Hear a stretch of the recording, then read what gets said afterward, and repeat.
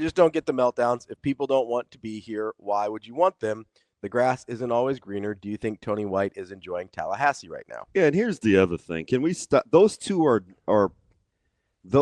situations Very different. couldn't be more different. Very different. And neither, even though one guy is, this is just my opinion. Mm-hmm. But I know Tony White's lock stock. Yeah. Like lock stock. And you could somehow draw the correlation back with Eck to Rhule and how we got here. But from my vantage point, neither one of those are directly associated with Coach Rhule's decision making. Well, we know. And the situations couldn't be further apart. We know two things for sure, right, about these situations. Number one, Coach Rhule told us on the Zach Gelb show that he offered Mike Ekeler an extension to be either the first or second highest paid special teams coordinator in the country. And you know, when he speaks on that out loud, everybody can hear if there's something that you want to pick a bone at. Sure. Right? Like it's out there. Yes. Okay. But so if Eck or whomever else doesn't agree with what was said, at some point they can say something. Yes. But no one has said anything, so I'm going to assume and he's not yet. I'm going to assume that's true, that he did offer him an extension that would have made him first or second highest paid special teams coordinator in the country. So we know that he was trying to keep him midseason. Correct. Right? This is a thing that – so whatever – I know a lot of people will be like, oh, it never seemed like they got along or whatever. Listen, that contract extension was real. Mike Ekeler decided not to sign it. I don't know what you want to do there, okay? Mm-hmm. The other part, I know for a fact that Coach Rhule was trying to keep Tony White and Terrence Knighton in Lincoln. 100%. Like, I can't tell you how I know, but I know. Well, I intimated, too, the recruiting signing day special was chaotic. Was because that's the same day that was happening. Was very, very stressful. Yes, you can use. No, you can't. Yes, like it was very fluid. So I feel comfortable saying, without a doubt, that Coach Rhule was trying to keep those two guys as well.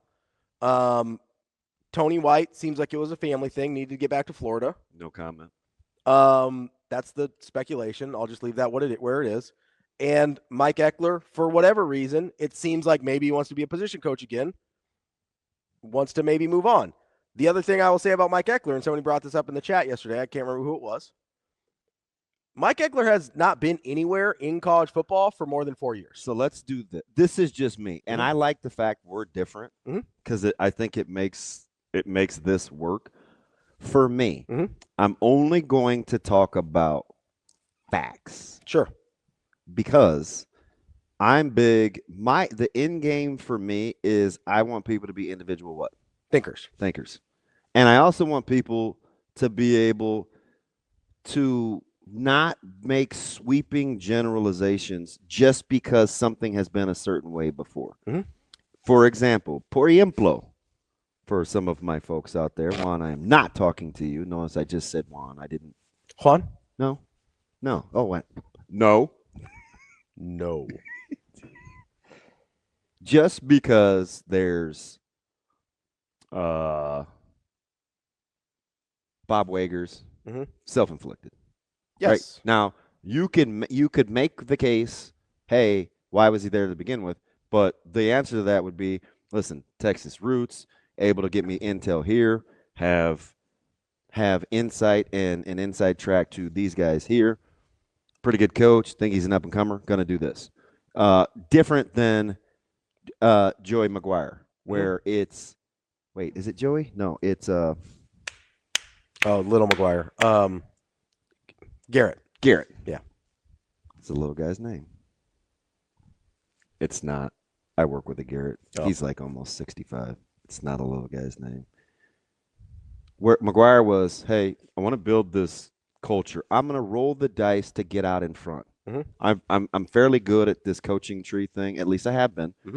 I want to be out in front of this. Help me set the culture with this group of wide receivers that I think I'm inheriting. Didn't work out. Moved on. Different than Wager. Different than McGuire. What do they have in common? Well, of course, Coach Rhule. Let's take Sat's not in the discussion. Who else? Foley. Coop is his thing. Coop. Yep. Coop. Coop's That's self-inflicted. Foley. Foley. So that's interesting because his first stop, when he got a chance to make a bigger stop,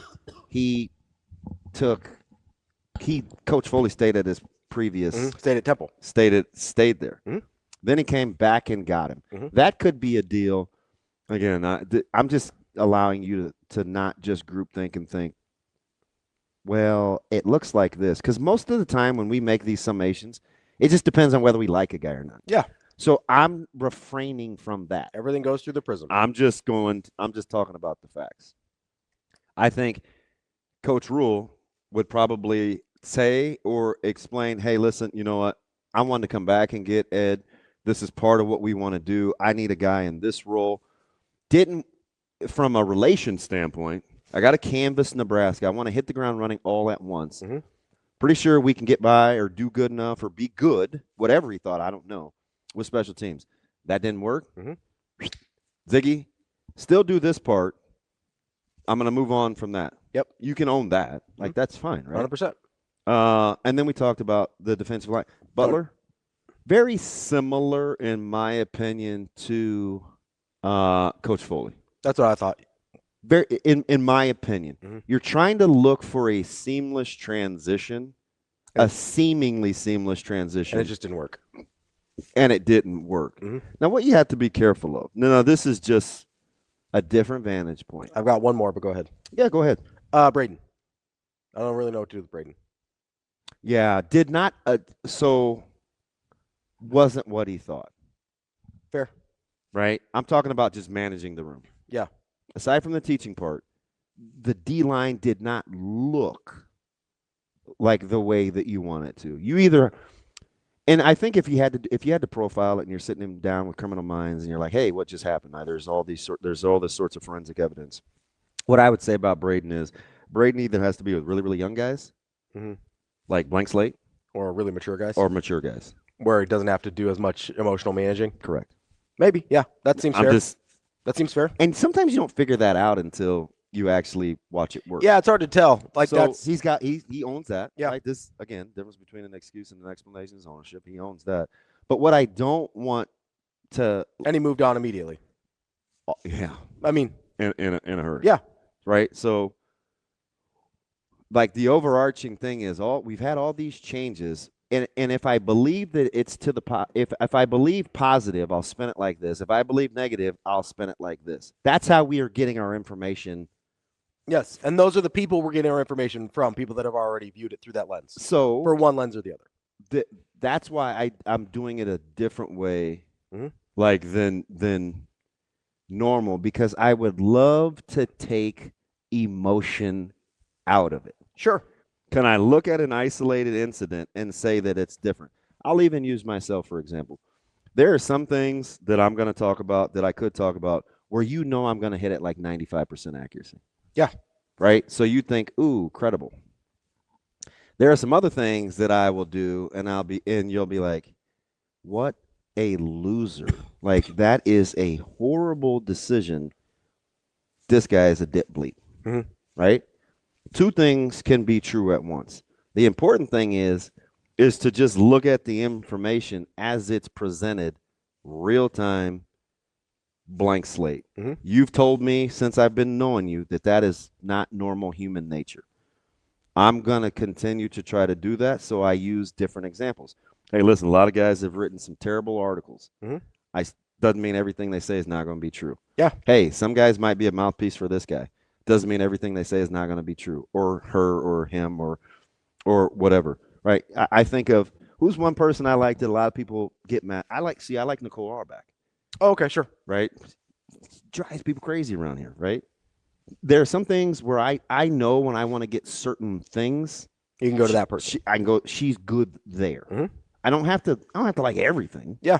Right? But I also don't want to be, isn't he wild? That was your boy Ball. Not my boy. No, he's your boy. That is definitely your boy, and he did the Lakers. And Benny McLaughlin is very happy this morning. Me? Not I got to deal with this idiot, JJ Redick. Your podcaster. Zip it. So I just want people to don't do the sweeping thing. Like you can, but it's just not. You're never going to get that from me. So if you want to be validated on how you think, then you have to listen and get information from the guys and gals that think like you. Yeah, that agree with you. So but I don't. That's not my vibe, and I'm not.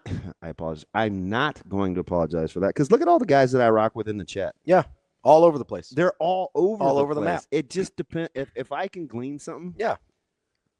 I want to be like, it's my good piece of cheese thing. You will find the good part of something, even if the rest of it sometimes stinks. They don't really have a ton of redeeming qualities. But you'll find something. But it can still keep me balanced. Like, let's say I'm a little too homerific with my vantage point, right? Just because sometimes I could have too much information. Sure. And so it clouds my judgment. Usually you think it's just the opposite. But sometimes it depends. Yeah. Just depends on the situation. So I occasionally would need you're going to laugh, because I definitely don't want him on my team. And there's no long-term sustainability if I'm his coach. I don't want Game Dog on my team, but I will listen to some of the things that he has to say because there's going to be some information in there that is useful. I don't care what anybody says. He's not wrong 100% of the time. I mean, nobody is, right? So that's kind of the point. Nobody's wrong 100% of the time. I know that drives you crazy, but my sister would be the same way. Yeah. She'd be the same way. I can't tell you, like, political view, like, I'm a big tipping point guy. Oh, I know. Right? So, like, if there's a tipping point, I don't know what the percentage is, but if you're wrong or I think you think erratically, because it's more about the thought process that gets you there than your conclusion for me. But you do realize some people are to the opposite, where if you're too optimistic, it's the other way too. So totally understand. There are those. And it's not, for me, it's not an optimism, pessimism thing. It's just, if you're thinking in a way that I think is erratic, I could be right or wrong. Yeah, this coaching thing, like the inability to just look at the data and want to pick a side. Yeah, I think it's a travesty, because it's detrimental. Well, it's not healthy, because if you are riding with, Coach Rhule's never going to get this right, then you have somehow lost the inability that the special teams over the last 4 games was not great. Mm-hmm. It was not great. If you think that this is on Coach Rhule and another good guy, it's like I said, and I didn't even mean to say it like this on social media the other morning, because I'm sure the guy that disseminated the information is a good dude. Mm-hmm.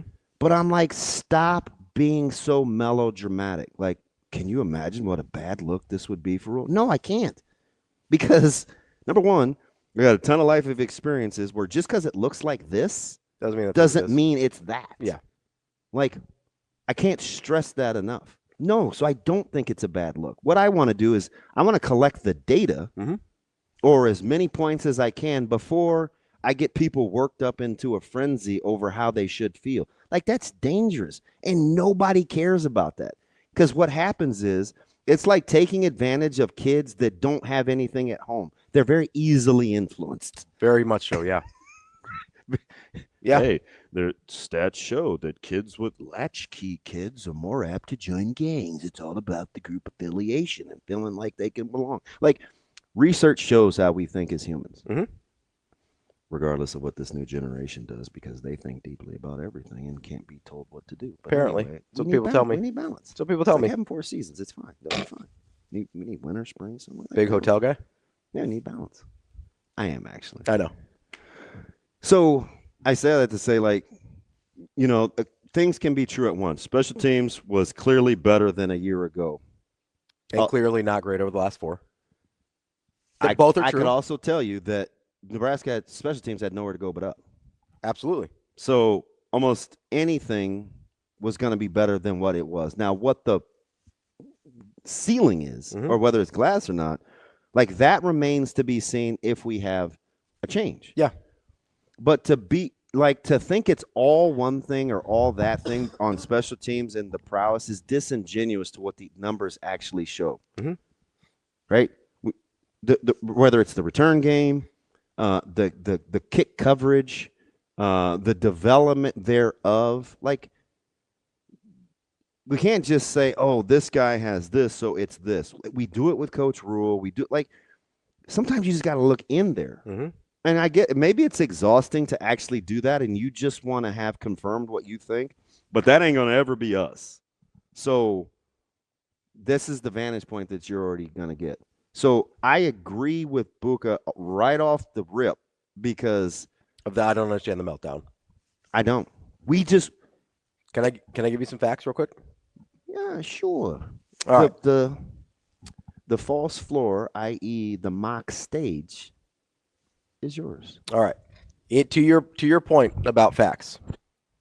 Let's say we've got a coach here, and this is his history. 3 years, 2 years, 1 year, 2 year, 1 year, 2 years, 1 year, 1 year, 4 years, 1 year. Is that a guy you expect to be long-term anywhere? Pardon? Is that a guy you expect to be long-term anywhere, if that's his history since in the last 20 years? No. No more than 4 years in any one place. Mm-hmm. A lot of 1-year stops, a lot of 2-year stops. Mm-hmm. That's a guy that is sort of transient by nature, probably not going to stay in one place any longer. Can I give you another set of facts? Sure. Let's say a guy has had multiple roles most of his career.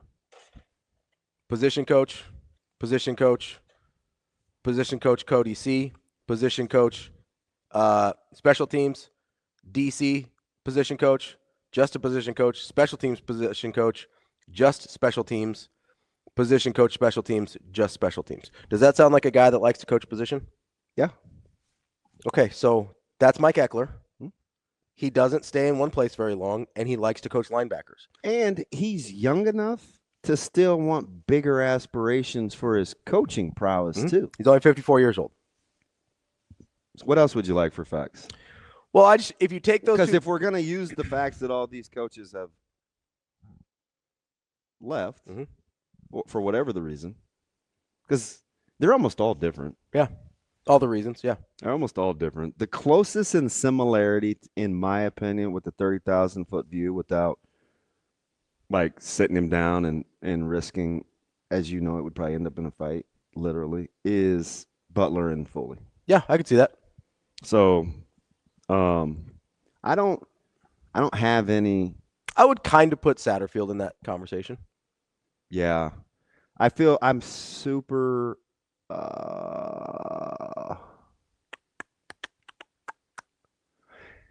It's not lacks objectivity. It's sure. Is that the same as knowing too much? It can be. Right, because he and I have spent a lot of time talking about the calls when he was at Clemson and his loyalty to Coach Rhule and kind of how they think the same. But I also know that Sat's a guy that says he's better being around. He doesn't like to be away from Coach Rhule's influence for too long in his personal life. I can rock with that. Yeah, there are some people that I'll just call and I'll say, "Hey, man, I need a touch." Yeah. Like that happens. For sure. And so, it's up to them to decide what that's worth. It's not my money. Yeah. And again, this is the last time I'm going to say this, much like we will be the first show to never bring up Raiola again unless it's relevant to what we're doing, because I'm over that too. Okay. Doesn't mean you can't talk about it. Just means you're gonna be on the emotional mental clock. Okay. In my head, it's gonna be like tick, tick, tick, tick, tick, tick, tick, tick, tick. No pressure. It's like, if this is gonna be part of my culture building piece, I'm gonna never turn down the opportunity. I'm never gonna turn around a crisis for a teachable moment. I just was talking to Rizak over the past weekend. And there's certain things that I like about emotional maturity. And one of them is some bad things are going to happen. You're going to make some bad decisions. Yeah. There are going to be some things that are out of your control. It's what do you do with it? So those are typically the people that I gravitate towards, right? You're going to rest in it. You're going to move on from it. You're going to be dismissive, whatever, right? So we're having this conversation about a multitude of things that is real life big boy dad stuff. Big boy dad stuff. And we got into this kind of discussion about allowing for failure, growing from it, and the risk reward. And I think sometimes in the coaching business or the hiring and firing business, we act like it's like shopping for groceries, right? If you want Chef Boyardee and I want ragu or whatever another Shane, I want Presto. yeah Prego. like, and I don't like it. I can just throw it away, not eat it, go back and get something different. Mm-hmm. With hirings and firings, you're not afforded that luxury, but sometimes you don't really know. You can think you have all the data, And you just don't know till you know. right? It's like people lie on their resume all the time. It's like, oh, this is not really what your resume shows, and they're not lying because the data is the data points are wrong. Mm-hmm. It's wrong because once you get inside that situation and you mix in other variables, it's not as linear as looking at it at a piece of paper. Yep. So, but we marry ourselves to that when we want to pass judgment on outcomes. Mm-hmm. And most times we just don't know enough. Yeah. But we certainly don't care to try to pawn it off as fact because opinions make for good fodder. It doesn't make for good ways to run companies. Yeah, it doesn't make for good decision making. So, like, I understand playing in both those worlds, and that may be too boring and not good enough. But that's, as a guy that's made a ton of mistakes, I'm never going to apologize for that. Can I? Let me ask you this question because No. Okay. You gump. You like the movie Limitless, right? Never seen it. Oh, really? What is it about? I may have. It's Bradley Cooper. He takes the pills. It like opens his brain up a little bit. The TV show was good. I didn't see the TV show. It only lasted one season. So there's this scene at the end. Is there a Matrix reference? I've seen that. Is there any similarities? No, I got nothing. I'll explain it to you. You'll be all right. So Do I need notes? All right, wait. I feel like I may need notes. So there's this. Hey guys, would you like something to write with? Is that weird? You got more pens or glasses? It's not necessary. My bad. I like a natural sharpener. I like a mechanical pencil. I like a ballpoint. This is a clicker that writes really well, and I need a highlighter. Any more questions? Now explain the glasses. Trial and error. Okay. Because you can't dial them in like the binoculars. You got to have a bunch of different pairs. Oh, I can't take Benny McLaughlin shopping with me. Fair enough. You're going to have Benny McLaughlin try the glasses on for you. Be like, can you see out of these? My bad. So there's this movie Limitless, right? And you take these pills. It opens up your brain and allows you to access parts of your brain you couldn't have before. And at the end of the movie, the problem with this pill is you like overdose on it and you die, basically. At the end of the movie, Bradley Cooper's character is confronted with this guy that's like, hey, I shut down all your labs. Like, you're not going to be able to take this anymore. You're going to die unless you come work for me and do what I want you to. And he's like, you don't think that he's like, I've been off it. It's like, I'm not on it anymore. You don't think it changed the way I think. Mm-hmm. You don't think it changed my neural pathways and the way that I process information. And that's sort of how I felt when Coach Rhule was talking about Mike Ekeler's effect on the program if he does leave. He's talking about Josh Martin and some of the other guys are there, and he goes, we've learned from his teaching progressions. We've learned the right way to do things on special teams. So even if he leaves, he's left a mark here that we can continue on. And it reminds me of the scene where he goes, don't you, like, if you're a Nebraska fan, do you think he just takes everything with him? Like, oh, I get it. Like the neural pathways of the program and how they teach special teams have changed. And it sounds like Coach Rhule is pretty confident in Josh Martin, by the way, somebody that Coach Eck brought with him, to be able to continue those ways moving forward. And I do think sometimes we forget that, I mean, we think about it to the negative sometimes, but we almost never think about it to the positive. Like, we think all the time, like, yeah, Larry Coker won that 2001 national title with Miami, but that's a Butch Davis team, right? Everybody thinks that. Like, that's just. Yeah, you want one in my wheelhouse? I think Cowboys. In my wheelhouse. Bill Guthridge's 98 Final Four team? Correct. But go ahead, carry on. You got to admit, that was a pretty good poll. Yeah, it's fantastic. Especially for a pup. Yeah, I like that team a lot, though. No, so you've got that. You've got the Barry Switzer Super Bowl. You've got the Larry Coker National Championship. You got the Bill Guthridge Final Four team. Like there is, I think a lot of people would put the Frank Solich 01 national title run on that one. Would agree. So we've seen this before where you see the positive changes last into several years. Now, you have to be able to not get it off the rails and not totally change course if you want to see those changes continue to make an impact. But if you're leaving behind an assistant that was helping with those changes, I don't think it's a huge stretch to be like, oh, well, Josh Martin probably has this under control, especially considering he's worked with Eck before, right? This isn't a one-year thing for Josh Martin, even though it was a one-year thing. And you know how long he's been with the program, right? Josh Martin? Yeah. Yeah. Like this is a thing where multiple years. It feels like, to me at least, there's a pretty good chance for the positive impact that Mike Ekeler had on special teams to they at least have an opportunity for it, right? Mm-hmm. And also, here's the other thing that drives me a little crazy sometimes. And we did it with Tony White. We did it with Terrence Knighton. We're doing it with Mike Ekeler now, which he hasn't even technically left yet. I think he's going to, but whatever. We don't. What's today? Today is Friday the 16th. Okay. As of right now, I have not seen an announcement that he's actually leaving. I'd probably wait for that to be closer to February 1st. But my point is, it's picking an arbitrary date. Yeah, I'm sure. It has nothing to do with anything. But we sit here and we go, okay, I don't have we sit here and think that whoever leaves Nebraska, if they were good here, is the only good coach out there.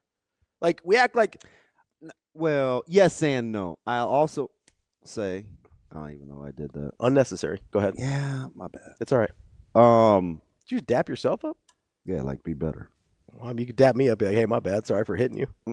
I can't. I have to have that be an internal thing. Okay. It's just the way that I think. It's annoying, I know, but I'm not going to make excuses. That's right. Anywho, go ahead. L3Z. I think but you could also say the other way.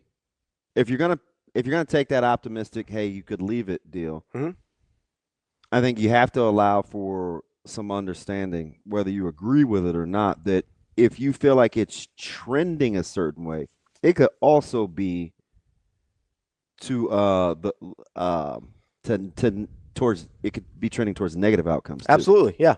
100%. Right, so you have to allow for 100%. Yeah. No, that's absolutely whatever side of the street you want to play on. That's absolutely correct. I think sometimes, like, special team coordinators is a really good example here. I can't tell you who the top 5 special teams coordinators in the country are. I can tell you one of them's LeVar Woods. I'm 0 for 2 on his calls. I can tell you one of them's Mike Ekeler. I can't tell, and I only know that because Mike Ekeler was right here in our own backyard and LeVar Woods was right next door. Right? I can't tell you who the other 5 top special teams coordinators in the country are, and neither can almost anyone else that's not actively in this business, right? So my point is we get really attached. We did the same thing with Tony White. None of us had any idea who Tony White was when he came in here. Like, literally no one did. Hold that thought. Shane, keep going, babe. Shane, can you bold the Ramaro comment, please? And then you have, once he gets here and we decide we like him, we feel like he's irreplaceable.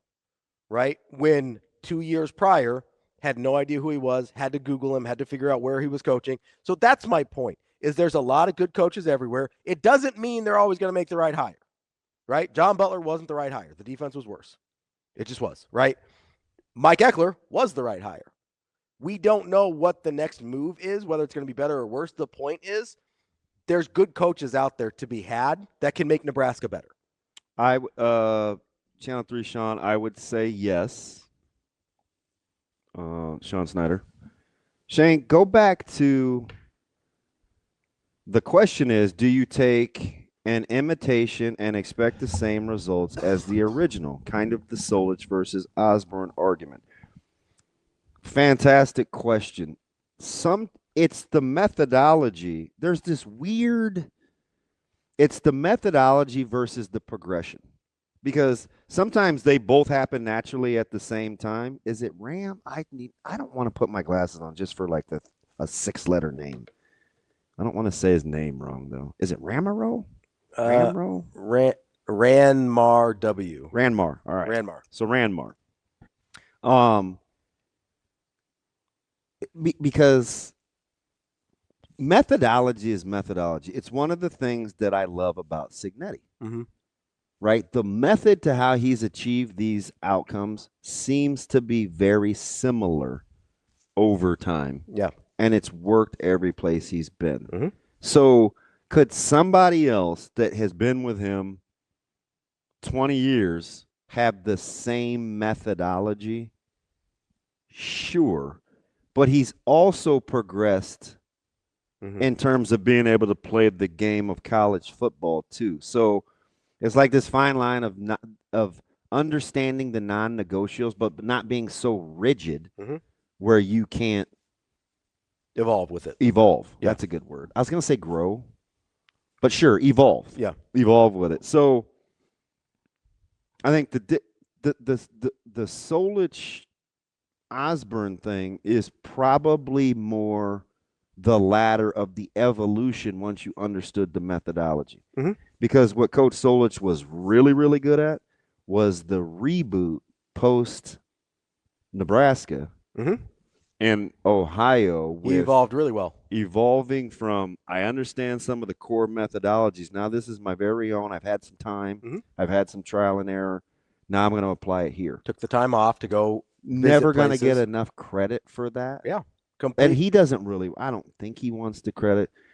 But that would have easily been somebody that could have just rested in the methodology. Really revamped how he went about things. So, yeah, that's a legit deal. So, in the micro or the small version, can you, if you have to move on from Coach Ekeler, build on the methodology and have it be sustainable? I don't know the answer to the second part, the sustainable. But there is some value to understanding how it was done.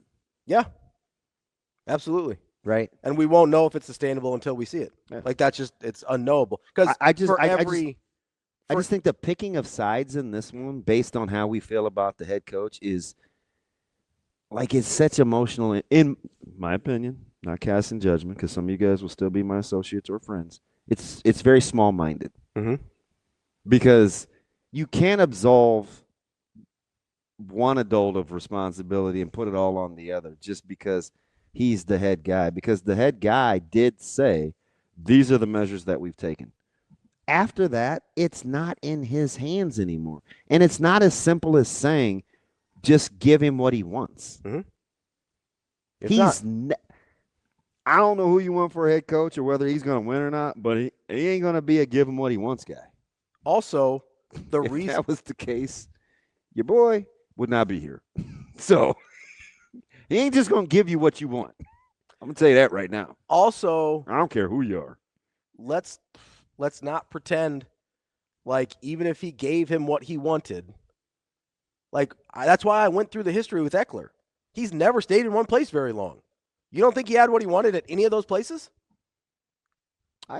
Something I think is interesting, if you really want to formulate your own opinion, is just do some work about the what happened in Tennessee, which was seemingly a good fit for a guy that had a ton of success. My homework on it told me he was not offered a contract extension. Oh, that's another good one. Warren won. What did Warren say? Craig Bull falls in that case. Yeah, sure. Absolutely. There's a lot of them. There are. And it doesn't even just have to be a Nebraska thing. So to your point yesterday about the comments from, I still don't know the name of the show that he was on. Is it Gelb? Zach Gelb, I believe. Gelb. Zach Gelb. And I apologize. I don't mean to be dismissive of a guy doing his job. Yeah, no, I believe it was Zach Gelb show was the podcast. A lot of times I don't live in that world. Sure. I only know because I wanted to make sure I had it when I pulled the clip for Shane. Yeah. So, to your point yesterday about reading into what he meant about a Nebraska guy versus not, or create this mess, I'm sure some of it on a humanistic side was to validate his intent. Because I think sometimes when I think you struggle to be accepted, you fight that much harder to validate you. It's very hard to sit back and say, okay, over time it will reveal itself. There's just the natural inclination to want to be like, hey, I'm this. Can't you see it? I'm not like, guys, this is what I'm about. I just want to I want to tell you. Now you just have certain portions of people, and I'm one of them. I'm gonna say I see better than I hear. I almost always will say that. Yeah. I see better than I hear because it's hard, and you're like, no, you don't. You're blind as a bat. But I do watch behaviors and mannerisms because you can't, when you say something, have put yourself in every single situation. So sometimes you need to be in. Oh man, I got resolve. I got this and I got that. Well, sometimes you got to be tested. Yeah. So sometimes the lights got to come on and you got to be presented with actual choices before you tell me or I try to tell you how I'm always going to act. Yeah. Right? Yeah. So I'm always going to probably lean towards I see better than I hear. And for what I hear about Coach Rhule, when he says that in that deal, because yesterday was the first time I heard it, the first thing I could think of was, this guy, we make light of and we poke fun at whether Penn State was real or not. The fact of the matter is, whether he's had opportunities or not, he chose this place. Yeah. So I think that's what I'm hearing. Yeah. Right? Especially when you use the guys that had an easier time being motivated to stay because they're from here. It's like, you guys won't embrace a guy that's going to give you everything he's got from the outside. And these guys that were on the inside, on the surface, seems like when the going got tough, they got going. Yeah. That's what I think. And I liked your point because I could see it. I thought that was pretty good. Maybe mine's an addition to, not different than. I would say I don't know if that's what he meant or not. That's how I heard it. Well, no, that's fine. I mean, makes the world go round. Let's get a quick break here. We'll get to our guy, Tim Verghese from Inside Nebraska. Plenty to talk about still as the transfer portal closes tonight. Is that it? I think so. Is tonight it? Midnight. Yeah. Local midnight. I felt like somebody had a red dot on me. No, you're good. Like a cat. Don't worry. I'll jump in front of you. Somebody trying to get me? I don't think so. I think you're good.